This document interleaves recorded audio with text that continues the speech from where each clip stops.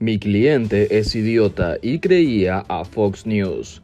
Defensa de asaltantes al Capitolio, dijeron. Se acercan los juicios por los sucesos del 6 de enero. A medida que se van acercando las fechas de los juicios a los asaltantes del Capitolio de Washington el pasado 6 de enero, se van afinando las estrategias de defensa de los acusados.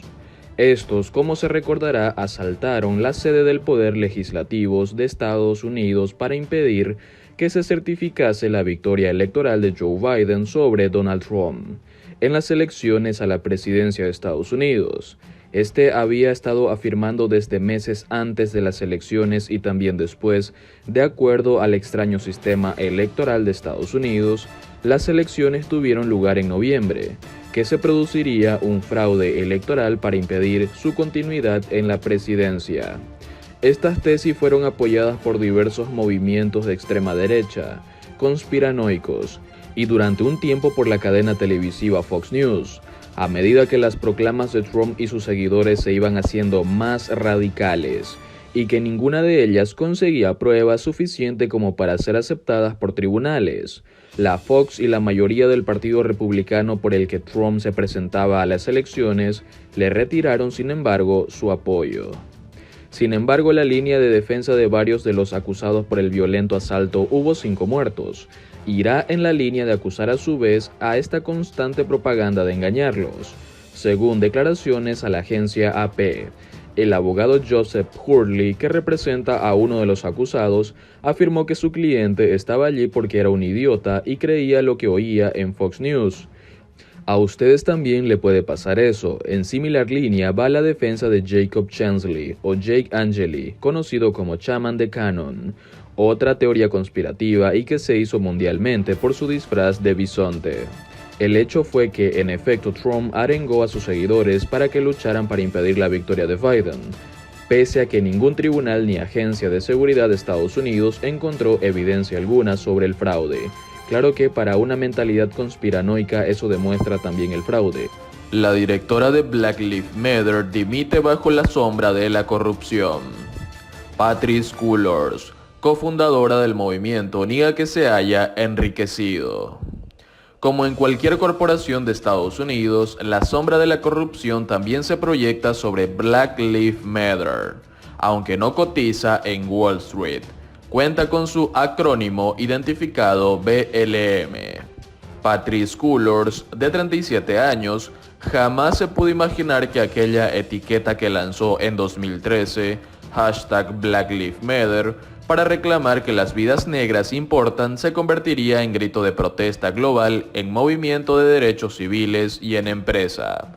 Este viernes fue el último que ejerció como directora ejecutiva de la institución.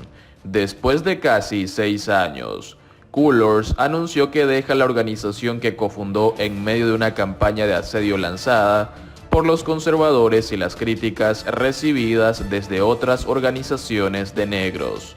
Su marcha se produce cuando ha habido un crecimiento masivo en el apoyo a Black Lives Matter dentro y fuera de las fronteras estadounidenses. Tras casi una década de lucha contra las injusticias raciales y la brutalidad policial, pero su dimisión llega a refugio de la controversia sobre las finanzas de la institución y las sospechas en cuanto a la riqueza personal de la hasta ahora responsable ejecutiva. El patrimonio del activista recibió un escrutinio especial al pasado mes al informarse que era propietaria de 4 casas. Su valor total superaría los $3 millones por lo bajo. La fundación desveló a AP en febrero que el 2020 recaudó $90 millones. Las donaciones se dispararon después de la muerte de George Floyd en Minneapolis. Bajo la rodilla del policía blanco Derek Chauvin, defunción de la que esta semana se cumplió el primer aniversario. Este caso provocó la internacionalización de las protestas. La organización empezó el 2021 con un balance de más de $60 millones. Esa era su cuenta de resultados. Una vez que invirtió en torno a 1/3 de sus activos en gastos operativos, subvenciones a otras organizaciones implicadas en la causa racial y en donaciones caritativas. Al timón de esa gestión se ha situado Cullors, quien aseguró que su marcha no se debe ni al asedio del trumpismo. Los seguidores de Trump califican este movimiento de marxista o terrorista, ni a las críticas del entorno propio. Aseguró que se aparta para dedicarse a otros proyectos. Entre estos figuran el lanzamiento de su segundo libro y el desarrollo de un acuerdo televisivo con Warner Bros. He creado la infraestructura y el apoyo, y los elementos y los cimientos, así que me puedo ir, afirmó, y remarcó que este es el momento. El origen de Black Lives Matter se remonta al 2013. George Zimmerman, ciudadano que se atribuyó el papel de la policía en una comunidad de Florida, fue absuelto de la muerte del adolescente negro Trayvon Martin, que iba desarmado. A Zimmerman, rifle en mano, le pareció sospechoso aquel adolescente porque llevaba puesta la capucha. Esa muerte y esa impunidad tocaron la fibra a muchos. La activista Alicia Garza escribió un post en Facebook titulado "Una carta de amor a los negros". Su amiga Patrice Cullors la compartió con la etiqueta #BlackLivesMatter. Otra colega, Opal Tometi, diseñó la web de BLM y su plataforma en las redes sociales.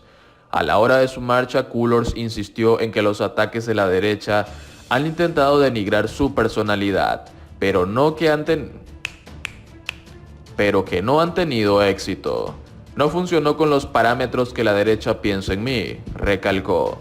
En sus declaraciones sostuvo que su decisión la había planeado desde hace más de un año y no guarda relación alguna con las quejas de que hizo mal uso de las donaciones para hacerse con propiedades.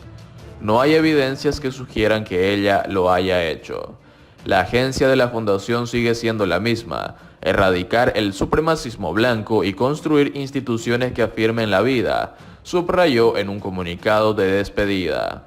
Pero dentro del movimiento se han escuchado reproches porque la fundación debería haber destinado más dinero a atender a las familias víctimas de la violencia uniformada. A la gestión de Cullors le achacan que no se dio suficiente acceso a recursos a esas personas que afrontaban el trauma y la pérdida, que puso más el ojo en el negocio que en la tragedia. La Agencia de Inteligencia de Estados Unidos tiene material que podría determinar si el coronavirus se originó en el laboratorio de Wuhan. Los responsables del área le pidieron a Joe Biden un plazo de 90 días para analizar mediante procesos informáticos todos los elementos que disponen para arrojar luz sobre el surgimiento del COVID-19 en China.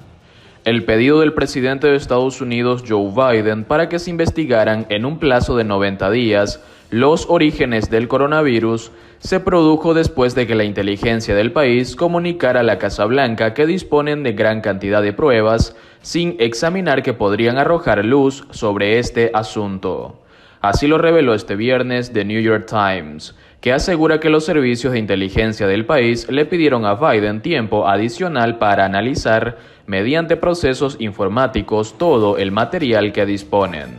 Según el diario, que cita como fuente a los funcionarios de inteligencia, estos servicios tratarán de aplicar una cantidad extraordinaria de recursos informáticos para comprobar si el SARS-CoV-2 se filtró accidentalmente de un laboratorio de Wuhan, en China, epicentro de la pandemia. Estas investigaciones sugieren que el gobierno de Estados Unidos puede no haber agotado las bases de datos que dispone de las comunicaciones chinas, el movimiento de trabajadores en el citado laboratorio y el patrón de cómo se originó el brote de la enfermedad en la ciudad de Wuhan.